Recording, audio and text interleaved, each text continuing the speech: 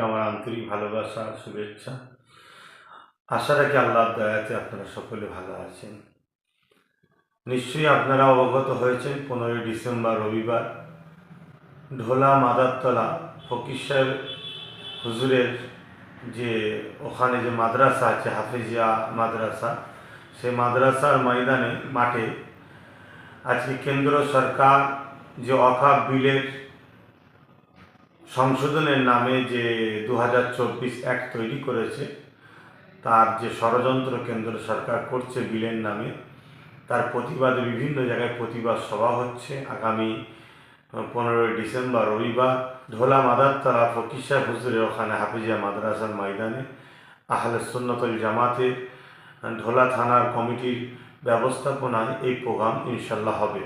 কেন এই কথা আজকে বলতে বাধ্য হচ্ছি, অনেক জায়গায় মিসগাইড করছে, অনেকে ছড়াচ্ছে যে উনি প্রোগ্রাম ক্যান্সেল করেছে, উনি প্রোগ্রামে আসছে না। আবার কিছু কিছু জায়গায় প্রোগ্রামে আমি নাই, সেখানে মিথ্যা মিথ্যা প্রচার করছে উনি প্রোগ্রামে এসেছে।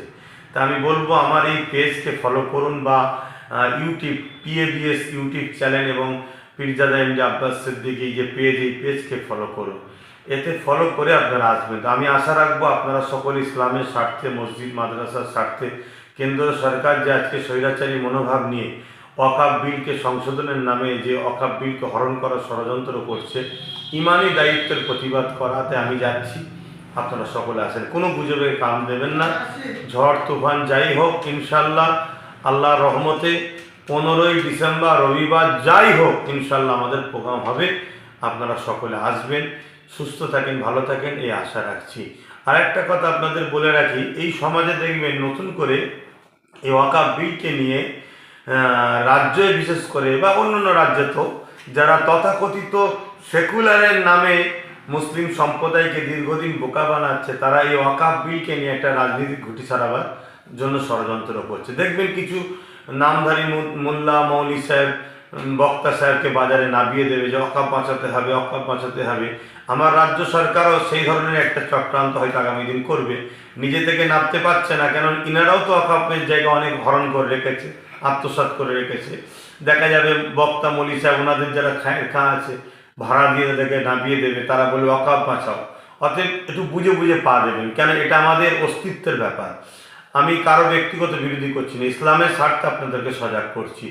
অতএব যারা বিগত দিন ওয়াকফকে লুটে পুটে খেয়েছে, তাদের সঙ্গেও যারা ছিল, তাদের ডাকে আমাদের সাড়া দিয়ে তাদের সঙ্গে পা মিলিয়ে আমাদের চলামন হচ্ছে আগামী দিন বিরাট বড় ফাঁসতে হবে।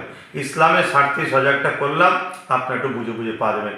15ই ডিসেম্বর রবিবার ঢোলা থানা ফুটপাশে আহলে সুন্নাত ওয়াল জামাত শাখা কমিটির ব্যবস্থাপনায় ফকির সাহেব হুজুর, দাদা হুজুর যিনি খলিফা, ওনার দরবারে হাফিজিয়া মাদ্রাসা, সেই মাদ্রাসার ময়দানে ওয়াকফ বিলকে কেন্দ্র সরকার 24 সংশোধনের নামে যে হরণ করতে চাইছে, তার প্রতিবাদে জনসভা। আপনারা সকলে আসবেন, আশা রাখছি আপনারা সকাল সকাল আসবেন। টাইমটাকে খেয়াল রাখবেন, 2টো থেকে 4টে, শীতের বেলা বেশি বেলা হবে না, 2টো থেকে 4টে, এটা মাথায় রাখবেন। সুস্থ থাকেন, ভালো থাকেন, আল্লাহ হাফিজ।